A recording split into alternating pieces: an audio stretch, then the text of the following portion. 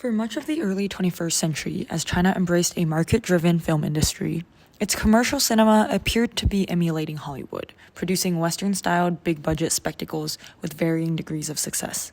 But in recent years, China has produced a phenomenon entirely its own, the microdrama. With plots like "Everyone insulted me and finally realized I was the emperor," and "I found out my husband is the richest man in the world." These short-form series are vertically shot, often just 1 to 3 minutes per episode. In China, the microdrama market has reached $7 billion in 2024, outpacing the film industry's annual box office revenue, and it is projected to surpass $13.7 billion by 2027. So why did this format emerge in China, and why now? To understand this, it helps to consider the historical arc of Chinese filmmaking.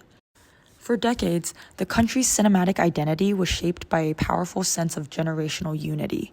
From the first through sixth generations, directors were bound by shared historical ruptures, whether it was the trauma of the Cultural Revolution for the fifth generation filmmakers, the disorientation of reform and opening, or the rapid urbanization of the 1990s for the sixth generation filmmakers. These common reference points fostered a cohesive aesthetic and political mission, allowing each generation to be recognized not just by style, but by a collective consciousness. Today, that unity is gone.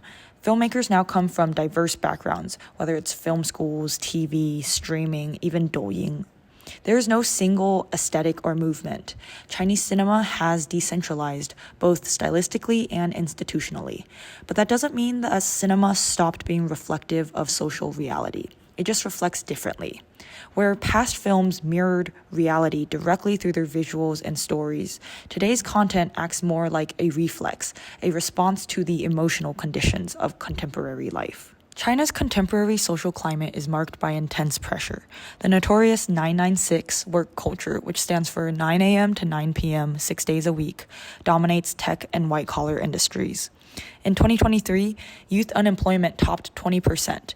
This has since improved, but economic anxiety is still widespread, and housing is entirely unaffordable. New buzzwords like Tongping and Bailan reflect the burnout and resignation of a generation that feels overworked and under-rewarded. These structural pressures have fueled a general sense of burnout captured by terms like 内卷, describing a rat race of endless competition with no real winners. In this context, entertainment becomes more than a pastime. It can be a form of emotional self-preservation. Who, after a 12-hour workday, wants to wrestle with a 3-hour social tragedy? This doesn't mean audiences have stopped seeking meaning in cinema. They're just looking for a different kind: comfort, simplicity, and emotional release. And that's where microdramas thrive. Their form says it all. They're short, emotional, and instantly gratifying.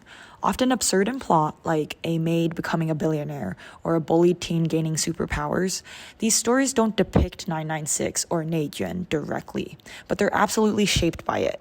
They offer tiny, fast victories. They tap into the desire to see someone beat the system or escape it with far less effort than real life requires.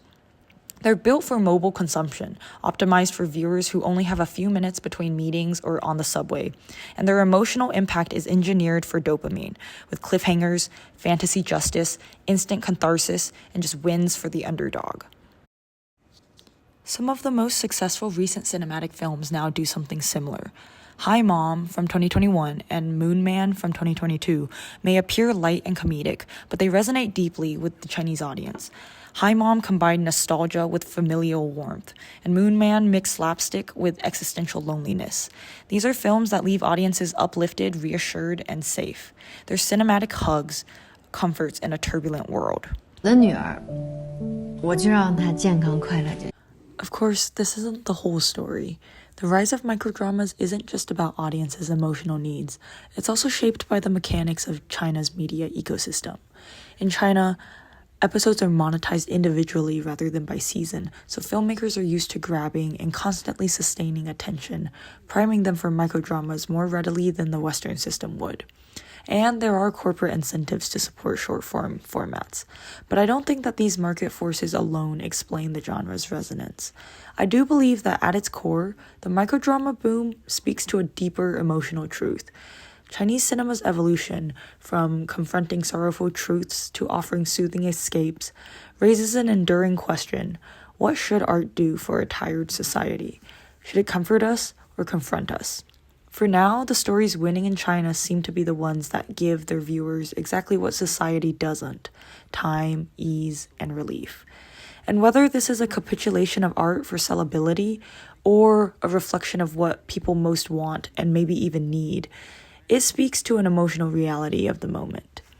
Still, we should ask what might be lost if escape becomes the default. The fifth and sixth generation filmmakers once used cinema to reckon with pain and push for change. In contrast, microdramas often transmute pain into fantasy justice. Cheating bosses get fired, maids become billionaires. What are the implications of these easy successes? Perhaps the future of Chinese cinema won't be defined by a divide between escape and reflection, but by a synthesis of the two. After all, even a 60-second drama can contain a kind of truth. Microdramas aren't necessarily the opposite of social commentary. They could be a new kind. In a world that never slows down, they reflect our most urgent collective need, not just to understand reality, but to endure it.